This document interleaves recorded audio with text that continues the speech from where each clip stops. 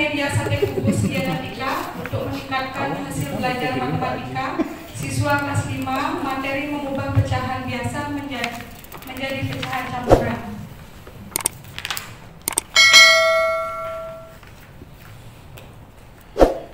Adapun yang mendasari penulisan best practice ini adalah matematika masih menjadi pelajaran yang menakutkan bagi sebagian besar siswa. Mindset siswa sulit dirubah, yaitu mindset yang sudah cenderung membenci pelajaran matematika. Pada materi bilangan terdapat konsep mengubah pecahan biasa ke dalam bentuk pecahan campuran. Konsep ini terlihat sangat sulit di kalangan siswa sekolah dasar, bahkan di kalangan siswa sekolah menengah pertama. Permasalahan inilah yang juga dialami oleh siswa kelas 5 di SD Negeri Lod Rawa. Berdasarkan hasil observasi, siswa SD kelas 5 di SD Negeri Lod Rawa masih kesulitan dalam mengubah pecahan biasa ke dalam bentuk pecahan campuran. Ternyata alasannya adalah kurangnya pemahaman siswa terhadap konsep pembagian. Berdasarkan permasalahan tersebut, guru harus mempunyai strategi yang dapat memudahkan siswa untuk mengubah pecahan campuran ke dalam bentuk, pecahan biasa ke dalam bentuk pecahan campuran. Salah satu strategi yang dapat dilakukan yaitu dengan membuat media sate kubus dialektika. Dialektika ini merupakan akronim dari pembagian asik matematika. Dengan menggunakan media ini, siswa yang tidak bisa atau tidak paham tentang pembagian dapat mengubah pecahan biasa ke dalam bentuk pecahan campuran. Adapun tujuan dari best practice ini adalah meningkatkan hasil belajar matematika, materi mengubah pecahan biasa menjadi pecahan campuran pada siswa kelas 5 semester 1 SD Negeri Lod Rawa melalui penerapan media sate kubus dialektika.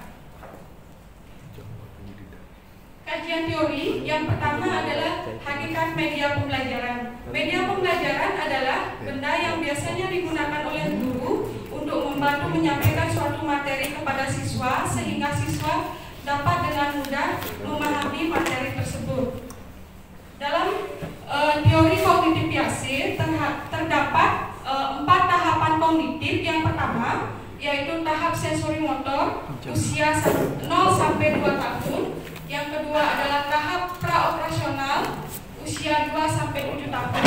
Yang ketiga tahap operasional konkret yaitu 7 sampai 11 tahun. Yang keempat tahap operasional formal yaitu 11 tahun sampai dewasa. Responden yang diambil pada penulisan best practice ini adalah siswa kelas 5 yang rata-rata umurnya adalah 10 sampai 11 tahun.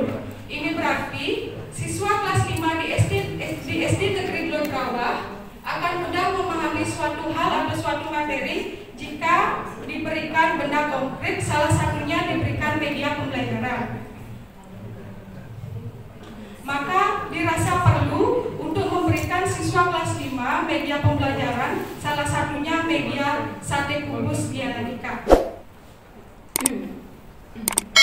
Mengapa sate kubus dialektika? Ya. Media sate kubus ini, penamaan sate kubus ini adalah terinspirasi dari makanan kesukaan siswa di SD Negeri Lod Rawa. Kelas 5 kebanyakan menyukai sate yang identik bentuknya berbentuk kubus yang sering dibeli di kantin oleh siswa kelas 5. Jadi dia terinspirasi membuat media yang bentuknya identik dengan kubus, jadi media sate kubus yang ditusuk-tusuk dengan harapan siswa dapat tertarik dan termotivasi untuk belajar. Selain itu, media sate kubus ini sudah diuji kepraktisannya menggunakan kuesioner, yaitu menggunakan kuesioner untuk guru sebagai praktisi pembelajar dan untuk siswa sebagai pengguna produk. Dan hasil dari kuesioner tersebut positif. Selain itu, kelebihan dari media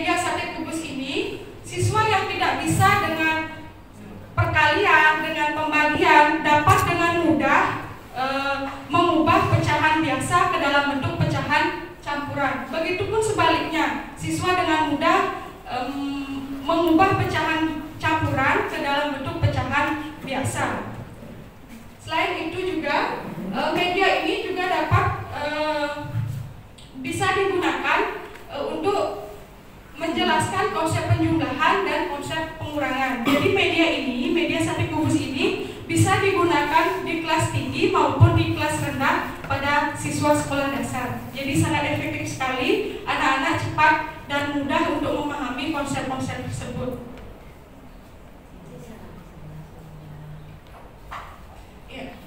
Metode dan pelaksanaan. Tempat best practice ini adalah di SD Negeri Donggala pada semester 1 tahun ajaran 2022-2023. Metode pengumpulan data yaitu menggunakan metode tes yang dilaksanakan pada akhir pembelajaran. Instrumen yang digunakan adalah tes isian yang berjumlah 10 butir soal dengan rubrik penilaian. Ketika siswa menjawab benar mendapatkan skor 1 dan ketika siswa menjawab salah mendapatkan skor 0. Adapun tahapan penerapan media sate kubus ini pada pembelajaran, yang pertama, seperti biasa kita sebagai seorang guru akan melakukan apersepsi, yaitu guru bertanya kepada siswa mengenai pecahan campuran. Yang kedua, langkah yang kedua, guru menjelaskan penggunaan media sate kubus dianalitika pada materi mengubah pecahan biasa ke pecahan campuran, sehingga anak-anak dengan mudah mengubahnya tanpa harus melakukan pembagian untuk mengetahui hasilnya. Dan yang ketiga adalah inti dari penerapan media sate kubus ini, yaitu guru memberikan contoh soal mengubah pecahan biasa ke pecahan campuran. Dia praktekkan langsung pada media yang telah dia siapkan, misalnya 12/5.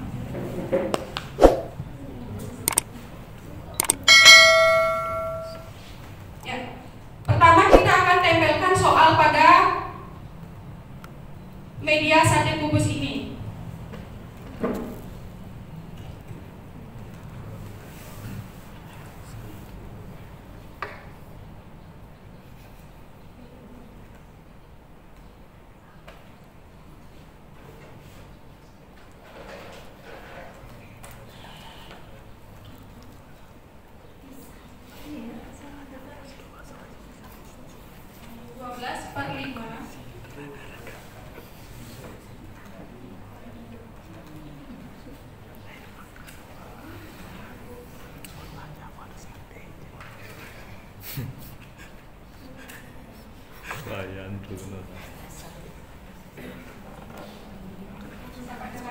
Seperti ini, kita tempelkan soal pada media yaitu 12/5. Nah, siswa akan mengambil kubus sebanyak 12 sesuai nilai pembilangnya. 12.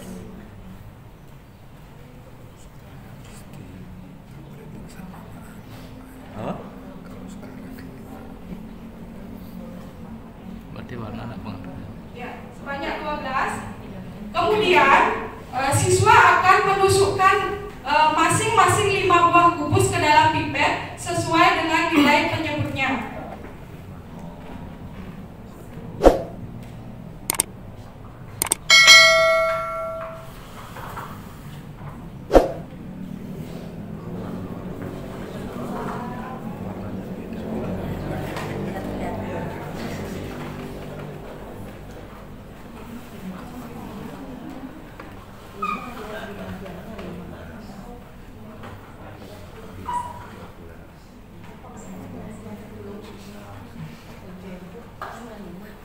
Saya melihatnya lempok ya.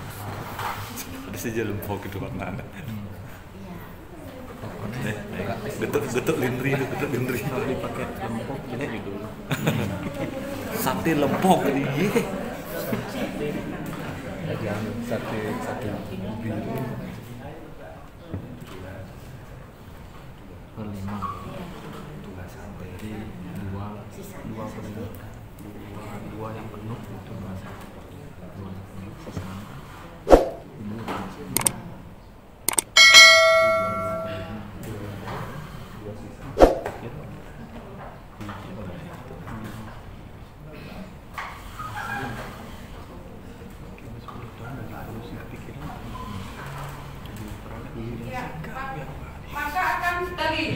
2 pipet yang full isinya masing-masing 5 kubus dan 1 pipet dengan 2 kubus. 2 pipet yang masing-masing isinya 5 ini melambangkan 12 bagi 5, pembulatannya itu sama dengan 2. Yang tempelkan 2 itu di tengah-tengah.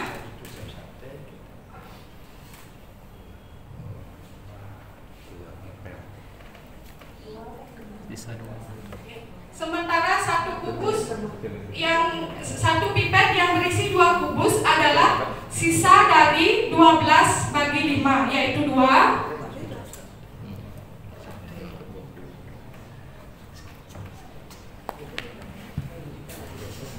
Dan penyebutnya sama seperti nilai yang tertera pada soal.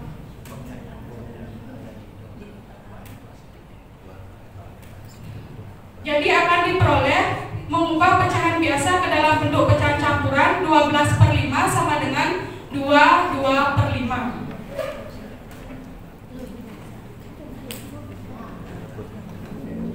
Tahap yang keempat, yaitu guru menjelaskan kembali kepada masing-masing kelompok yang belum memahami konsep mengubah pecahan biasa ke pecahan campuran dengan menggunakan media sate kubus genetika. Langkah yang kelima, yaitu masing-masing perwakilan kelompok maju ke depan untuk menyelesaikan soal di LRTD dengan bantuan media sate kubus genetika. Langkah yang keenam, yaitu siswa menjawab tes evaluasi yang diberikan oleh guru.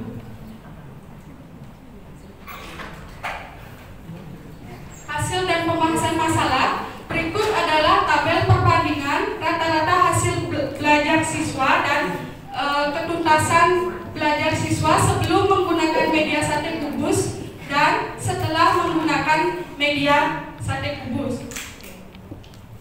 Dari pengolahan data bahwa penggunaan media sate kubus genetika ini dapat meningkatkan hasil belajar matematika, mengubah pecahan biasa menjadi pecahan campuran. Kesimpulan, dari pembahasan dan analisis data dapat ditarik sebuah kesimpulan bahwa penerapan media sate kubus genetika dapat meningkatkan hasil belajar siswa kelas 5 pada materi mengubah pecahan biasa menjadi pecahan campuran. Hal ini terlihat dari sebelum menggunakan media, nilai rata-rata siswa 69,62 dan persentase ketuntasan baru mencapai 58%. Namun setelah diajarkan dengan menggunakan media sate kubus genetika, rata-rata siswa meningkat sekitar 20 sehingga menjadi 89,62. Begitu juga persentase ketuntasan yang awalnya hanya 58%, setelah menggunakan media sate kubus genetika meningkat sekitar 38% menjadi 96%. Baik, sekian pemaparan best practice dari saya. Saya kembalikan ke Bapak Ibu Dewan Juri. Saya mohon saran dan masukannya. Terima kasih Bu Eka. Namanya sepakat saya. Mata pelajarannya juga saya. Ini saya yang banyak bertanya ya. Kebetulan materinya juga pas nih jam segini gitu Pak. Saya record dari tadi sudah nggak kerja terus. Karena sate gitu ya. Ini saya teringat pada media yang saya buat tahun 2014 dulu. Saya namai pipedi, pipet pecahan dinamis. Jadi saya pakai pipet itu juga. Ada yang pipetnya dibagi 10, ada yang bagi 7 sampai dibagi ada satu satuan. Jadi anak-anak itu bisa dipakai buat pecahan senilai, pecahan campuran sampai perkalian pecahan jadi satu media itu all in one dia pecahan gitu ya.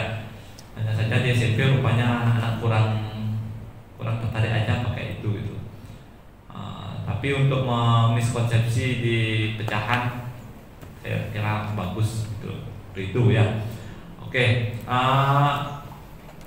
Bu Eka ini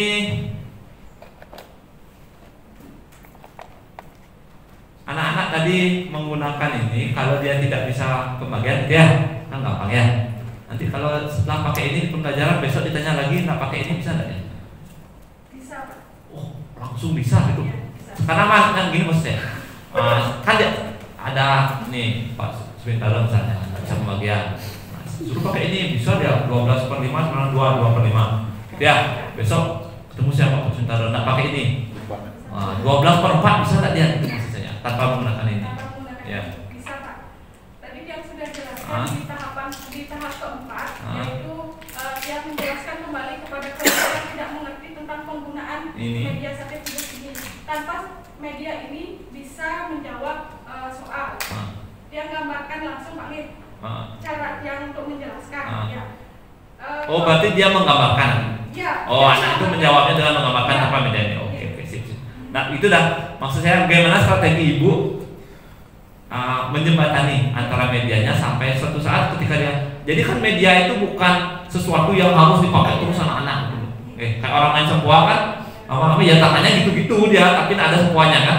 Ya jangan sampai terus ada soal nyari semuanya mana, karena ada semuanya. Misalkan tangannya gini-gini kan, jadi jangan bayangkan mungkin pada tahap ini karena dia inaktif, ini kan inaktifnya, ikoniknya baru sampai ikoniknya gitu, pada abstraksinya kan belum sampai kelas berapa Bu? Kelas 5. Oh, udah kelas 5 udah ya.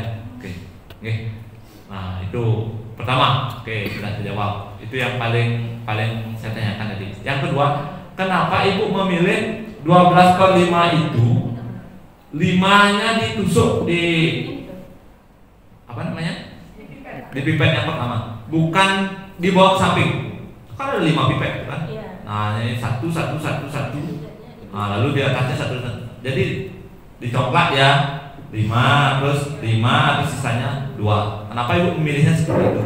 Ini saya nanya ya Bu ya. Nah kenapa ibu memilihnya? Bukan kan masalah selera aja atau ada hal prinsip gitu nih. Kemudian kenapa bisa itu tuh yang jadi 2 itu bisa jadi 2/5? Nggak nanya siswanya. Ini kok 2/5 Bu? Kalau saya jadi murid kan ini kok 2/5 ini jadinya. Gitu kan? Apa tidak terjadi pertanyaan? Apa tidak ada siswanya nanya kayak gitu? Apa ibu kasih tahu dia? Kalau sisa 2 berarti ini 2/5 gitu. Apa atau siswanya nggak nanya ini kok 2/5 Bu? Nggak 2 ini. Itu kan 2 Bu. Nah, kok 2/5 gitu. Nah, itu misalnya ya. Kan murid itu aneh-aneh kadang-kadang murid-murid sekarang tuh. Ya, saya kasih gini kadang-kadang dia nggak mau dia gitu. Samping atau tidak ada murid yang gitu tapi dia kadang-kadang ditusuknya ke samping. Kalau dia nusuknya ke samping boleh nggak? Nah, boleh nggak? Kalau muridnya nusuknya ke samping dia berarti penuh dia 2 baris ditambah 1 baris sia 2. Penuh dia maksudnya ini begini Pak Lid. Penuh 2 baris kan? Ditambah 1 baris lagi baris ketiga tumpuk ketiga itu cuma 2 isinya. 2 tiang deh kan gitu ya. Kayak gitu dia tapi tidur. Coba ya dikasih langsung. Oh iya. Ya, apa ini selera? Ada yang suka berdiri, ada yang suka tidur gitu apa gitu? Apa gimana? Maksudnya kan seperti ini. Boleh nggak? Apa ada hubungannya sama konsep matematika gitu maksud saya? Konsepnya. Kalau muridnya buat gitu boleh nggak? Itu biarin. Nah, Nggak masuk. Yang buat yang sisa enggak. Yang sisa tuh penuhin dulu. Nah, itu sana masukin. Yang keempat dan kelima. Keempat dan kelima. Nah, seperti sana. Ya, masukin. Nah, lagi satu. Masukin. Nah, sisanya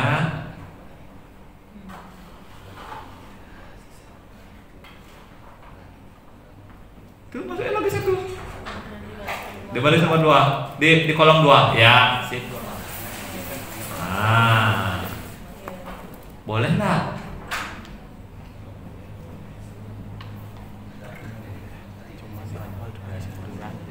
Ya. Jangan percaya sama saya Bu, saya nanya nih boleh apa enggak gitu. Jangan percaya sama saya. Ini tidak boleh Pak. Oh enggak boleh, kenapa enggak boleh? Karena ini bukan konsep pembagiannya. Karena konsep pembagian itu gimana Bu? Konsep pembagian itu kan 12/5. 12/5 itu adalah pengurangan berulang. Yes, stop itu udah jawabannya. Itu jawabannya saya inginkan gitu. Kenapa nggak boleh seperti itu? Jangan-jangan biar tidak terjebak deh gurunya. Oh ini boleh Pak, boleh gitu. Jangan bertanya gitu ya. Jawabannya yang saya harapkan itu adalah, jadi pembagian itu adalah pengurangan yang berulang. Makanya diambil dulu 5, jadi pembagian itu bukan nyacah membagi itu gitu. Jadi banyak di antara sekian banyak gurunya banyak masih berpikir pembagian adalah pencacahan. Nyacah dia, bukan mengambil satu persatu seperti itu. Oke. Sip lah. Jadi muridnya bawa gini. Ini satu aja di kelas atau buat ibu yang kecil-kecil? Ini ada satu dari Bayangan saya tadi ini sebagai peraga di depan, muridnya punya satu di setiap kelompok. Jadi ya. dia mau ngapain gitu loh. Itu solusi dari pertanyaan Bapak yang pertama tadi, ketika anak-anak tidak membawa ini, dia berusaha untuk menjelaskan, untuk menggambarkannya. Oh, itu sengaja tidak dibuat di kelompok supaya dia tidak tergantung terhadap ini. Tidak tergantung. Sip. Oke. Saya kira dari saya itu saja. Ya, Mas semua. Ya, luar biasa, tepuk tangan dulu. Ya, begini Bu. Ya, bisa tes ya. Begini, jadi Ibu menggunakan media ini untuk menjelaskan, menerangkan tentang proses dalam matematika ya.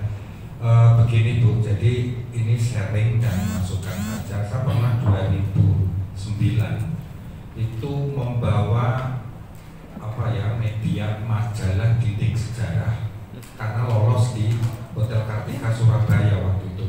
Aduh, setengah mati harus saya masukkan di bagasi dan sebagainya.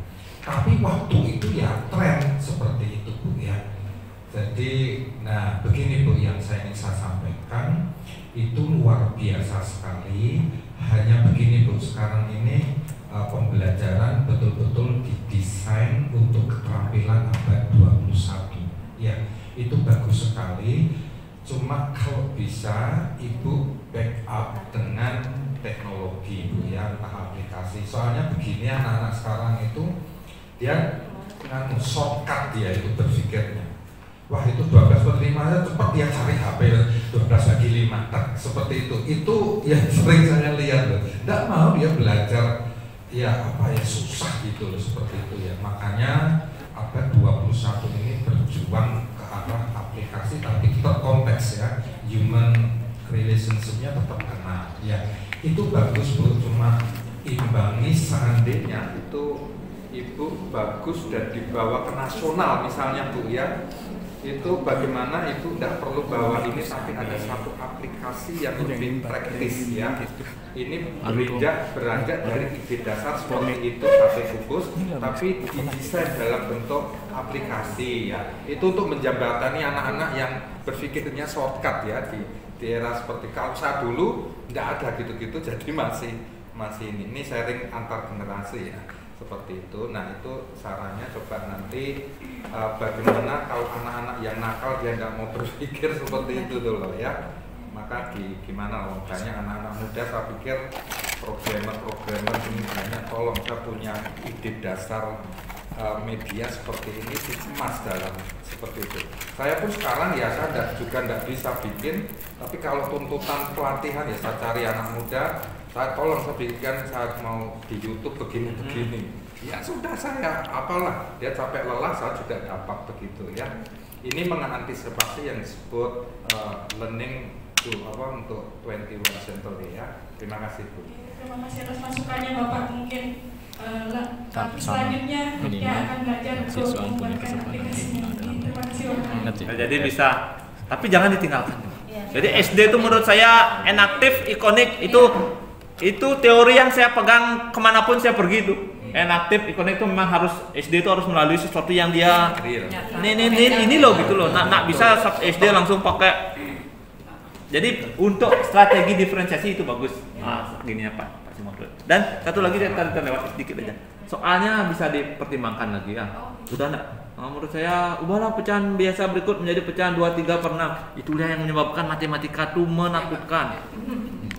Ya, tapi tidak menyenangkan. Nah, ada sekarang murid takut matematika, tidak ada Bu. Tidak ada takut sekolah, tidak ada murid sekarang semuanya dia bagi dia pelajaran itu bukan hal yang menakutkan gitu. Nggak dapat main game baru dia menakutkan. Ya, jadi tidak menyenangkan. Jadi buatlah yang lebih kontekstual seperti itu ya masalahnya. Jadi seperti tadi yang saya sampaikan ke Bu Eni itu juga jadi tren soalnya juga kan. Pak, silakan. Ini masih waktunya lagi 3 menit. Ya, baik. Di sini saya cuma ingin memberi masukan atau menyampaikan sama kayak Pak Simon ya, karena Pak Simon sudah kenal duluan ya di abad 10 tahun yang lalu ya Pak. Ya. Nah kalau misalkan konsep seperti ini, teman saya waktu tahun lalu ada yang lolos membuat peta umpet yang kita main jengket kalau tempat saya bilang. Kalau di sini nggak tahu model loncat-loncat ya gitu, dan itu dibuat pakai kainnya itu dikasih A, B, C, nanti kalau ini itu kan tradisional ya. Nah seperti ini, jadi hampir yang lolos ke sana itu 4-5 orang itu membuat alat seperti ini. Jadi kalau untuk ke nasional mungkin ide awalnya juri tertarik ya, tapi kalau untuk menangnya sulit. Jadi harus ada kombinasi karena kita ada 21. Kalau punya ide seperti ini, bagaimana cara membuat aplikasinya? Ya benar kata Pak Simon tadi, bekerja sama dengan programmer sehingga ide kita itu tidak tradisional juga, tapi mengikuti yang sekarang ini, yang perkembangan zamannya. Iya. Nah kalau saya kasih masukan teman-teman ini, kemarin apa ikut yang inspiratif 22 ini? Iya, pembelajaran berdifferensiasi. Iya. Kalau ini salah satunya menurut saya bisa masuk di pembelajaran berdifferensiasi. Iya. Mungkin nanti kesempatannya tahun depan kalau mau ikut ya, buatlah yang terlihat sederhana tapi menurut kita, tapi menurut juri itu sangat menginspirasi, mudah digunakan dan bahkan bisa digunakan oleh guru yang lain untuk ditingkatkan kembali. Itu tujuannya. Jadi kalau kita buat yang sulit-sulit, orang pasti tidak akan mau ikut. Tapi kalau kita buat yang simple, orang mau ikut, bahkan bisa lebih dari kita yang kita buat. Itu tujuannya. Ya, saja. Terima kasih Bu atas masukannya. Oke. Saya kira waktunya sudah habis. Baik, terima kasih atas saran dan masukannya. Saya tutup dengan pramasandi. Om Sandi Sandi Sandi Om.